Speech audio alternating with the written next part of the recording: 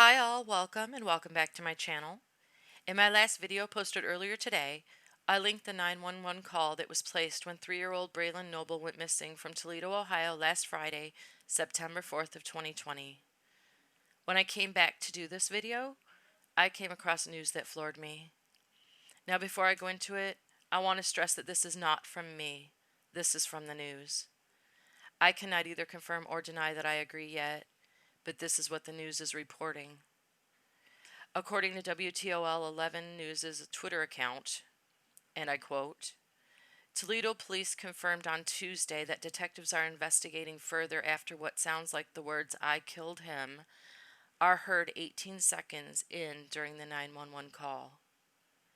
Again, I am reporting what I read in the news. I'm not saying that I agree or disagree that is, in fact, what I heard Braylen's mother say in the background of the call. I listened to the call a number of times before I read this news, and I didn't pick that up. But after reading that the police think they hear it, I can almost hear it too. But I don't know if that's because I'm looking for it now, or because I just missed it before. I'm still on the fence about this case. No, the story does not add up to me. But I feel that there's something else that isn't being said. I find it hard to believe that Braylen's mother would yell something like that while she knew 911 was on the line and could hear her.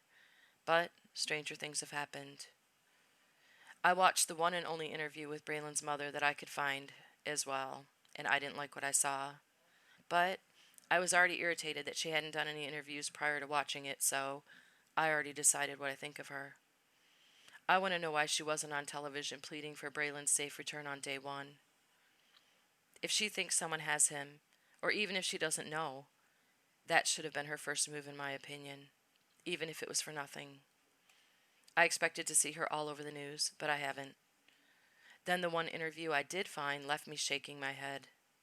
I will link it in my description box in case you haven't seen it. But the very first thing she does is make sure that they aren't going to ask her any questions. Now, maybe it's just me. Probably is. But if my child was missing for days, I'd expect people to ask me questions. Why? Because I'm his mother. I was with him at the time of his disappearance, and because it's my responsibility to watch him. So, I would think there would be a lot of questions. And if I was telling the truth about what happened to my child who went missing, I wouldn't be afraid to answer questions. I would welcome them. As a matter of fact, I would offer to answer them on a polygraph test, so the world would not focus on me, but on finding my child. Now, I'm not saying she's lying. I don't know yet. But I do know that I don't think her story adds up. And she isn't helping her case by not wanting to answer questions and avoiding the media. I also didn't like how she spoke to the news reporter just fine, and then, acting as though she was crying while doing the news clip, she carries on like she's very upset. She was fine 2 seconds before. All of a sudden, she's devastated. You can say I'm harsh, that's fine, but she turned it on a little too fast for me, and I never saw any tears. Now, I understand that she may have been crying for days and she has no tears left. I can understand that. But then don't fake cry. Look at the camera, say what you want to say, and be real. Another thing that bothered me, she didn't look at the camera at all. I understand if that doesn't matter to you, but it matters to me. To me, it speaks volumes. Then, as soon as she's finished speaking, she immediately walks away to let the reporter know she's done. Her son has been missing for 4 days, and she speaks about it for 35 seconds, then walks away. Do I expect more from her? Hell yes. Does that make her guilty? No.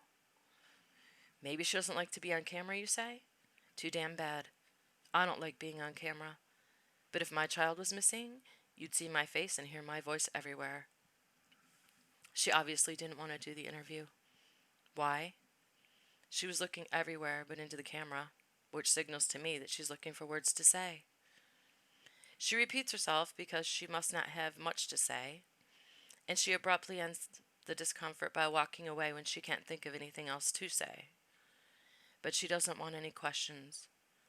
She'd better get away before they ask any questions. This is all my opinion, folks, other than what the police think they hear on the 911 call. According to the news, that is their opinion. Judge for yourself. Watch her interview and listen to the 911 call. Listen right after she corrects her address to her mother or whoever's placing the 911 call. See what you think. At this point, I think the police have a pretty good idea what's going on. I got that feeling from an update they did when they said they weren't going to discuss any theories they have about the case. In my opinion, they are just going through the motions at this point, watching and waiting for someone to slip up. I'm glad they're investigating what they think they heard on the 911 call. If they could isolate her voice, it may be just what they need. I will keep following this story and posting videos as updates happen. Who knows? They may still find him safe and sound with someone, and we could all be wrong about her. God, I hope so.